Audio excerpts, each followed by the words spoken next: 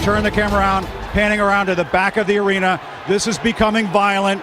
There is pushing and shoving going on inside this arena. People are throwing objects. Police are now escorting some protesters. We don't know if they're Trump supporters or protesters being led out of this arena right now. But just moments ago, a very large crowd of supporters, protesters, media, it was simply rocking back and forth. As my camera just panned back over, you could see this large section of protesters I was referring to earlier. They're now shouting, "Bernie, Bernie," obviously in support of Bernie Sanders. Aaron, I've just never seen anything like this. This place has just erupted. Now you're hearing Donald Trump people on the other side of the arena yelling, "Trump, Trump, Trump." The security does not have a handle on the situation here. It is total chaos. What transpired recently in Chicago deserves much more focused attention than it's received. So step back and take a breath. We'll do the heavy lifting and speak the conclusive proof about blame and more, looking with a dispassionate and focused eye.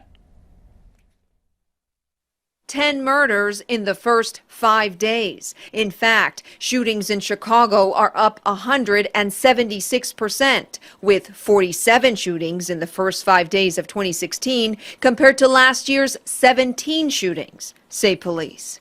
Illinois has some of the strictest gun laws in the country, but guns are still flooding the streets of Chicago. Police say the weapons flow in illegally from surrounding states with more lenient gun laws. These guns fuel organized crime and street gang violence.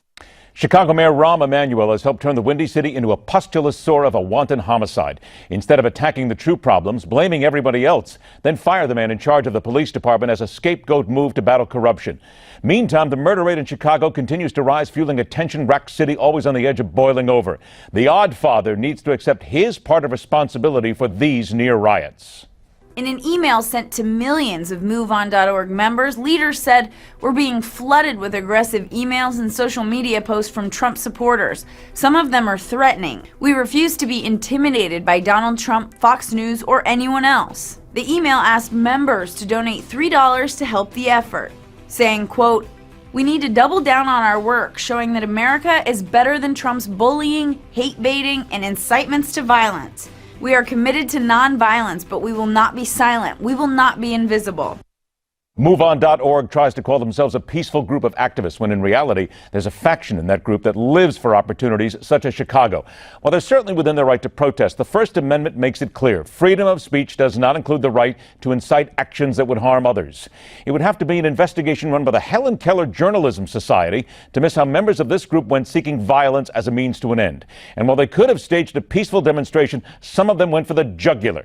Anyone and everyone choosing this path must be arrested and prosecuted to the fullest extent of the law. There's a guy totally disruptive, throwing punches. I love the old days. You know what they used to do to guys like that when they were in a place like this? They'd be carried out on a stretcher, folks. Like to punch him in the face, I'll tell you. Mr. Trump, 17 days later, that actually happened. One of your supporters decided to sucker punch a protester. Do you accept any responsibility for creating this atmosphere?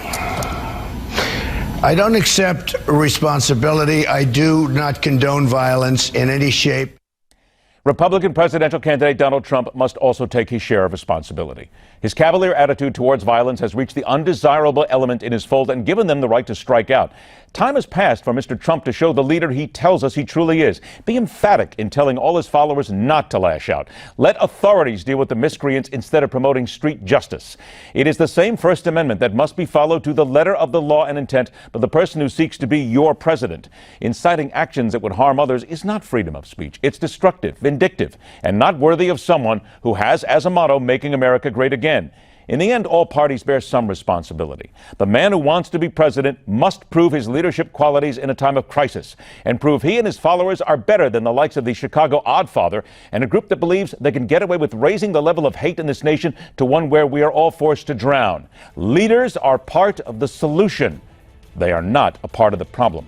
Challenge Donald Trump and every candidate to be a true leader or move on. And that is telling it like it is. Rock on, true believers.